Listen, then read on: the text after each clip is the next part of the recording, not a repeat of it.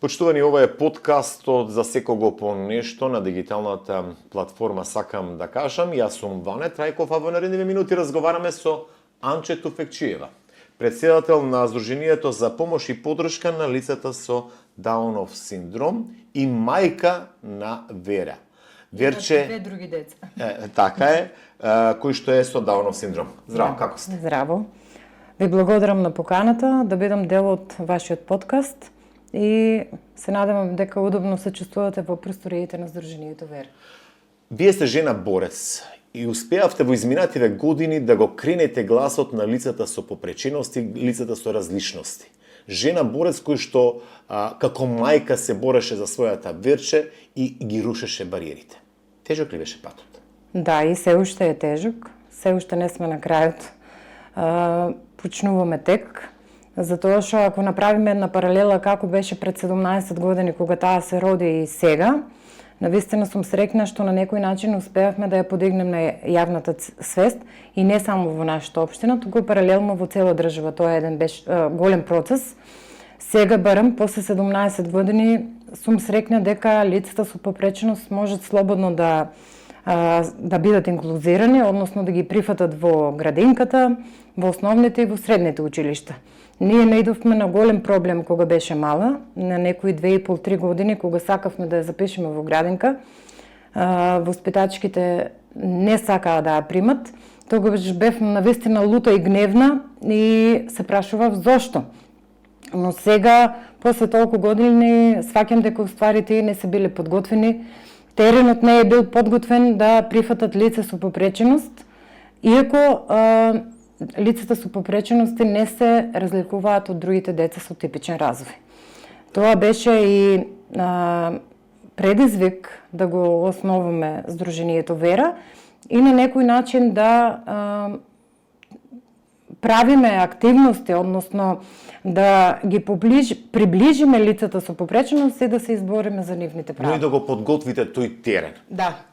Сакам да ве прашам, дали веќе е теренот подготвен? Дали заедницата веќе ги смена навиките или се уште има одредени поединци кои што морали моето дете да биде во училиште со девојче? Видите, тоа е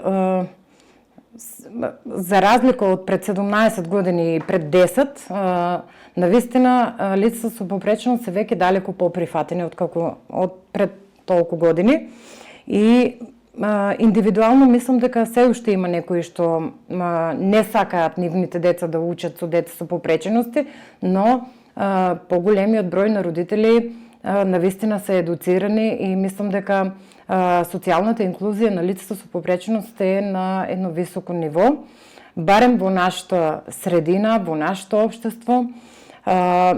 Се уште имаме многу за работа во однос на остварување на нивните права во образованието, понатаму во вработувањето, во осамостојувањето. Ние како родители сме тука, вечно будни да ги бараме правата на нашите деца. Што конкретно? Го спомнате образованието. Ако не се лажам, Верче 17 години. Да, во средно образование, во средното општинско училиште. Што значи дека таа ќе биде во светот на полнолетните за една година? За 6 месеци. Ете така. Да. Што значи по закон самостојна личност? Да, моментално во средното образование ние само личниот асистент. Закон за средно инклузивно образование се уште нема, иако министерката за образование најави дека од второто полугодие ќе биде веќе донесен законот и дека лицата со попреченост вклучени во средните образование ќе имаат образовен асистент. Се уште чекаме.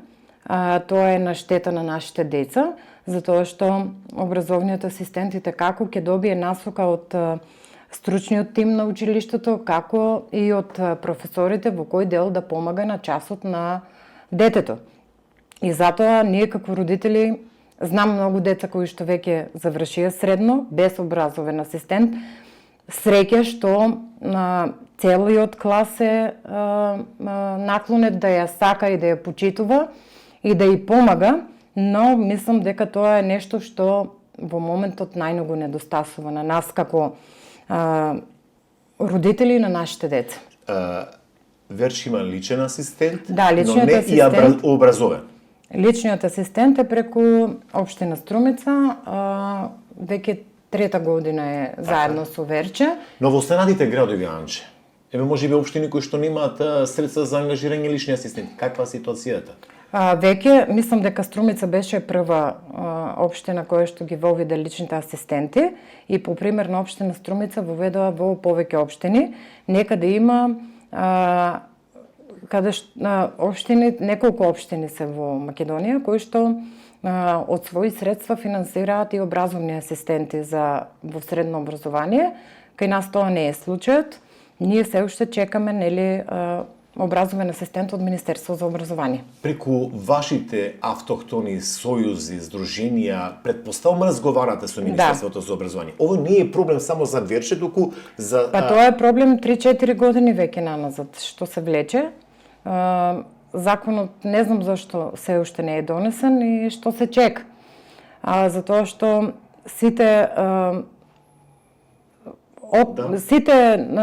акти што треба да ги содржи законот се направени. Не знам што е проблемот. Ви велам, министерката каже дека ќе се донесе во најбрз можен рок и дека од второто полугодие ќе почнат за оваа учебна година, но се уште чекаме. Трета или четврта година, ако не се? Втора година, простете. Што понатаму? Кои се идеалите, желбите на Верче? И колку вие како семејство може да помогнете или треба и институциите да помогнат во реализацијата на соништата? Сите заедно треба.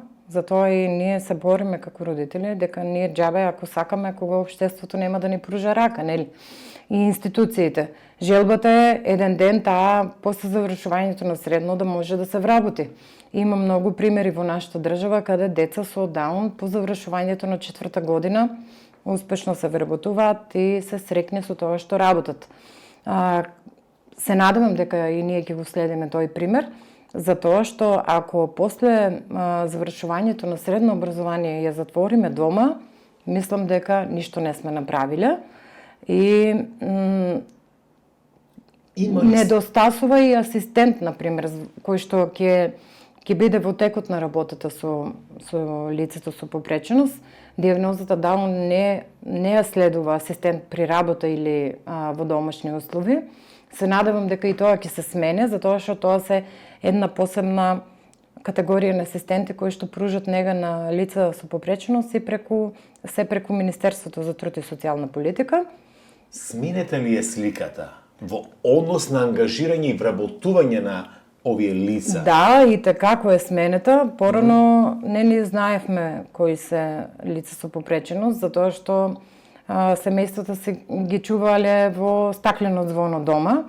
Сега родителите сваќаат дека децата уствари сакат да бидат инклузирани и социализирани. Но во делот на вработувањето, дали ќе се смени и тоа, се надевам, затоа што веќе имаме и позитивни примери и се надевам дека ќе се пробуди свеста и дека фирмите, институциите, државните институции ќе примат лице со попреченост барем во Струмица за да да работи кај нив. Но декларативно само добивам чувство, Анче, дека фирмите сакаат да ангажираат лица. Па мислам дека има или пак да се искористи тој бенефит од државата. Да, и бенефит од државата имат и тоа е навистина добар услов за секоја фирма. Не знам точно, мислам дека здравствено и пензиско плаќа државата, а фирмата е должна да исплати плата на вработениот. Тоа е еден повод, да кажем, или причина да ја олесни работата на фирмите, за да се примат овие лица. И тоа е одамна закон кој што е донесен во нашата држава. За жал, многу често родителите се исплашени дека доколку нивното дете биде вработено, не биде омаловажувано од другите, понижено од работодавецот, дека ќе биде злоупотребено. Мислам дека и тука и така ни фали недостиг на информации на нас како семејство, но се почесто се примерите каде лица со физичка и интелектуална попреченост се вработуваат и се корисни граѓани на ова општество. Имаме ли ние регистар на овие лица, колку сме, што сме, за да се гради таа стратегија за во иднина? Некако добивам чувства дека... Да, сите ние го бараме тој регистар на лица со попреченост, за да може полесно да се функционира. Според регистрот, мислам дека ќе знаеме колку точно лица со попреченост, со која диагноза живеат во нашата држава и колку семејства се опфатени. И тоа се една голема листа на диагнози кои што регистрот треба да ги опфати, а со тоа да биде полесно и добивањето на социјалните додатоци кои што ги зимаат. Социјалниот додаток, односно посебниот додаток и сите други социјални додатоци одамна не се покачени. Има некое порамнување секоја година. Лично ние, како семејство на дете со Даунов синдром, од државата добиваме 7800 денари, кои што не се кој знае каква помош. Се надевам дека негде пред крајот на годината имаше најавување дека ќе се покачат на околу 30%. Се надевам дека тоа во најбрзо време ќе се случи, затоа што еве да кажем да не бидат финансиите во прв план, но на сите ни требаат тие пари за подобри услови на нашите деца. Анче, вие сте жена борец. Кога ви беше најтешко? Рушевте бариери, се грижавте за Верче, како мала. Мајка сте и на други две деца. Ако не се лажам, Да. животот не ви беше послан со роси. На никој. Вака, може би најтежок е моментот за соочување со диагнозата, кога ќе ти кажат во болница дека твоето дете има одредена потешкотија и дека тоа ќе биде диагноза со која што цел живот треба да живеете. И нашата неукост и во тој момент немавме никаква поддршка од било каква стручна служба. Значи, малку да добиеме сила и елан за да продолжиме понатаму, нели, да живееме со диагнозата и со нашето дете. И мислам дека таа психолошка поддршка се уште недостасува во нашата држава. Во моменти на соочување на диагнозата немаш помош од никој и си оставен сам на себе. Тука се случува да побараш помош од најблиските од семејството, едноставно да споделиш како и што се случува со твоето новороденче и да ги изгубиш тие најблиски членови, но затоа пак со текот на годините да добиеш едно поголемо семејство со кое што се поврзуваме благодарение на диагнозата на Верче и на нејзе самата и останува тука, нели, цело време со нас.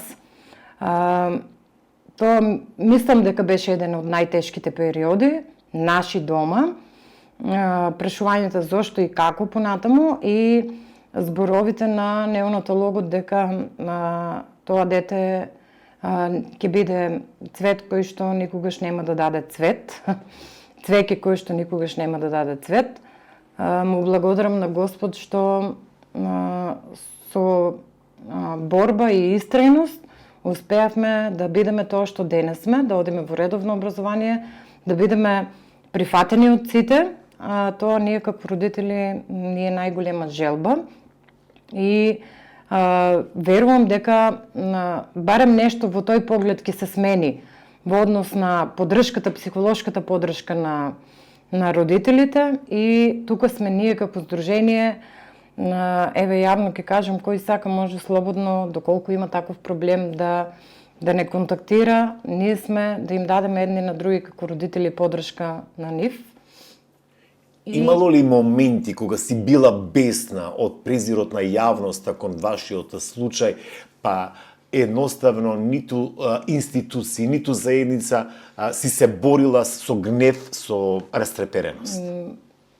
Се уште има моменти такви, меѓутоа порано повеќе ги покажував јавно, сега не сакам затоа што тоа ми ја крати позитивната енергија. Да, моменти на бес кога лица кои што работат во болница или во институција некаде каде што мора да биде прегледано твоето дете, ти велат дека детето е, нели, не го прифаќат они како лица, медицински лица, дека детето е ретардирано или ненормално и ред други работи. Тоа порано ме правеше многу бесна и си ја трошев целата енергија. Зошто и како? И сватив дека уствари секогаш ќе постојат такви луѓе кои што нели, како што и пред малку кажавме, дека ќе ни нема да ни го признаваат постоењето, но затоа не треба да си ја трошам енергијата по такви луѓе и да се нервирам и да губам дел од силата која што треба да биде насочена кон моето семејство. Верче, колку ти беше звезда водилка? Се уште ми е, да. Но во тој период, кога наидуваше на бариери, кога заедницата не беше подготвена? Па, среќа што ние многу брзо свативме дека уствари таа е тука и дека и требаме. И требаме ние прво како семејство да се држиме сите заедно. И се уште ми е водилка. Незините карактеристики на девојка, на дете, кое што не знае да сгреши, таа не ги сака материјалните работи. Значи, иако карактерно многу пати ќе речам дека заличува на мене, сепак е многу различна од сите тројца дома во однос на брати и сестри. Таа е дете кој што кога славиме роден ден и кога доаѓаат нејзините блиски, се радува на нив, а не на поклоните кои што и ги носат. Едно прекрасно дете, полно со емоции, кој што дава се уште сила. И се уште е таа безпомошна во однос на како да кажем, во однос на тоа што овој свет може да ни приреди, и затоа мислам дека гледајќи ја неа, мораме секогаш да бидеме тука и да се бориме за неа. Што значи дека горди сте што Верче покажува емоции и дека не учи на еден посебен свет, на нешто што досега не сме го почувствувале. Значи, таа самата ни стана учител на нас дома, па и на сите околу неа. Има некоја посебна харизма и посебна мекост на душата и многу пати знам да кажам дека тоа е она што ја направи посебна и неа и нас како семејство. Едноставно посебниот свет во кој што живее и низините посебни потреби, кои што и јас и ти ги имаме, само што на некој начин се етикетирани овие лица дека се со посебни потреби, а сите ние имаме посебни потреби, а нивните се само да бидат во друштво, да бидат прифатени и сакани. Така, рековте втора година в средно училиште, гимназија, економско, што на јазичен смер. И јазичен смер. Да. Како е таму? Супер е. Ние уште во основното училиште немавме проблем со прифаќањето од средината. Не е само во незиниот клас, таа е присутна и во другиот клас. Кога сака, не оди на хемија, но оди во физичко во кабинетот, таму слободно може во салата да игра. Што можеме повеќе да посакаме? Битно е дека сака да оди на училиште, дека е прифатена. Досега немаме поплаки слушнато од никој дека не е пожелна во друштвото или многу често оди со девојчињата на одморите да јаде, и тоа ми е на мене навистина многу мило. Иако недостасува оној на социјалниот, нели, како расте, хормоните растат, природата е иста кај сите, залюбување, сака да излегува навечер. Тоа е нешто што ни недостасува на нас, колку што можеме ние како семејство, еве јас излегувам со неа, но сепак е млада. Млада е, да. Така. Таа беше еден од првите, би рекол, манекенки, првите манекенки на манифестацијата Убави сме своји сми. Се уште е столб на таа манифестација, кој што стана бренд и препознатливост дека овие лица може да се носат со сите нас. Кога станува збор, да, со сите улоги. Прерасна оваа во бренд, помисли дека Верче можеби ќе сака да биде манекенка. Ја знаеш и ти идејата, цело време си со нас, па дури и ти беше дел од првата манифестација. Идејата беше да покажеме дека и лицата со попреченост може да се носат со било која улога, само малку ако и помогнеме. Оваа година сватив дека таа може да дефилира и сама и гледам како 8 поред беше манифестацијата. Таа е секоја година присутна тука и гледам по сликите и по видеата дека уствари манифестацијата расте и таа порасна. И дури оваа година 3 пати се врати на сцената сама, уживаше во својата улога, а и сите деца кои што веќе неколку години наназад учествуваат, сите беа самоуверени и сакаа да бидат дел од манифестацијата, им годеше аплаузот, им годеше музиката, им годеа срекните лица на публиката. Се надевам дека манифестацијата ќе продолжи понатаму. Многу активности на Сдруженијето правиме исклучиво за да покажеме дека и они можат да цртаат, да боат, да на било какви активности, значи да вежбаат, да играат зумба. Значи тоа се активности кои што им помагаат во физичкиот и моторниот развој на организмот, но и активности кои што и такако им даваат по-голема самодоверба на нив како личности и на нас како семејство. Да, но тоа е благодарение на семејството, туфекчиеви кои што едноставно сакаат да отворат многу патишта. Но има и такви семејства кои што некако се стегаат да излезат од тоа звоно. Едноставно не си дозволуваат, се борат на некој начин, но потаинствено се борат. Па јас тоа многу пати сум го кажала, дека колку повеќе прифатиш дека детето е со одредена дијагноза, толку полесно и поубаво ќе биде за детето. Значи, самиот со себе треба да расчистиш дека детето е тука. Ја има таа и таа дијагноза. Што понатаму? Јас многу често следам примери од други држави и таму се на завидно ниво. Кај нас нешто оди напред, меѓутоа, како што рече и ти, фамилијата е најбитна, да не ги чуваме дома децата. Нивните можности се тие колку што се.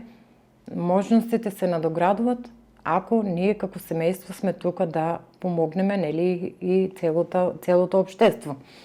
Се надевам дека ќе бидеме пример на одредени семејства, дека децата со попреченост не треба да бидат дома, дека треба да бидат во средината во која што сме сите ние. Освено образовни асистенти, кои што го детектиравме на самиот почеток дека ви се во моментов најпотребни, не само за Верче, туку за сите деца кои што се во средно образование, а одиме на тоа да бидат инклузирани во средното образование. Кои се останатите проблеми? Се плашите ли вие како мајка за иднината на Верче? Вака, значи, како прво, Верче е 4 часа во училиштето, затоа што јас како родител не сакам да останува повеќе од време траењето на ангажираноста на нејзиниот личен асистент. Имаме превоз кој што ја зима од дома и ја враќа до дома, значи таа оди од 7:30 до 11 на часови и јас како родител за тие 4 часа не можам да работам. Значи 4 часа во текот на денот фирма никоја не би ме вработила за да бидам јас корисна на фирмата и мислам дека тоа е и такако голем недостиг на семејството на лицата со попреченост, што има деца со попреченост кои што се и дома 24/7 седат, лежат и еден од родителите мора да биде со нив. Ние 17 години со сопругот наизменично работиме. Ако некој е од сабајле 4 часа на работа, мора да биде дома едниот, за да ја пречека Верче и нели и другите деца, и после другиот да си дојде, па другиот да оди на работа. Дневниот центар кој што е во Струмица, во склоп на Министерство за труд и социјална политика, е дневен центар кој што има згрижено деца над 26 години. Тоа е поголема, повозрастна група. И мислам дека тоа како општина ни недостасува, затоа што ако има некоја помала група, јас после училиште би ја донела во дневниот центар и таа ќе биде од 11 до 2 згрижена. Или, например, попладне, ако сум втора смена, дневниот центар нема втора смена, не работи, мислам дека до 14 часоци. Тоа е нешто што на нас како општина ни недостига, барем да има две групи. Затоа што тие се деца, па дури и за помали деца, од 17 од Верче, нема, мора да бидеме ние семејствата сами, да се организираме кој како да оди на работа. А знаете, екзистенцијата и како ни е потребна. Имаме и други деца кои што имаат потреби, а и самите белешки се трупаат дома и така да работата ни е неопходна, а и грижата за детето е неопходна.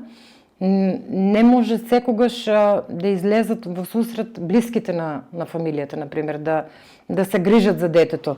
Затоа мислам дека и како ни е потребно. Значи, институциите, државата ќе мора малку да има поголема стратегија, посериозна стратегија за во иднина, односно и за помалите и повозрастните, што како да се вклучат и родителите во решавањето на овие проблеми. Па мислам дека додека родители не вклучат во да ги слушат и да ги вклучат во донесувањето на важни законски промени, никогаш нема да бидат да се донесат правилните закони.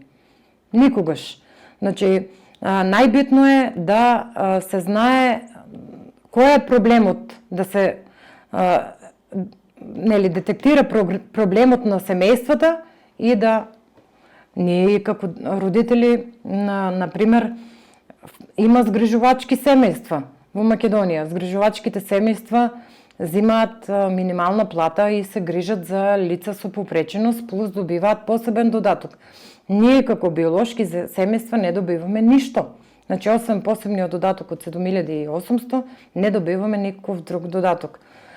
Јас пак ќе кажам... мора да се грижате и за екзистенција, и правилно насочување и инклузирање на собственото дете во заедницата. И на другите деца, не само на неа. Значи, тука се цела фамилија. Јас пак ќе кажам, немам ништо против згрижувачките семејства, мора да постојат и такви луѓе. Навистина сум сретнала многу згрижувачки семејства кои што се грижат добро за децата. И пак ќе кажам, среќа што Верче оди и е социализирана и не е зависна 24 часа од мене. Има деца кои што се зависни од родителите 24 часа. И тие родители морат на некој начин да бидат згрижени од државата. Барем на нив да им се даде таа минимална плата, не само на згрижувачките семејства, туку и на биолошките семејства.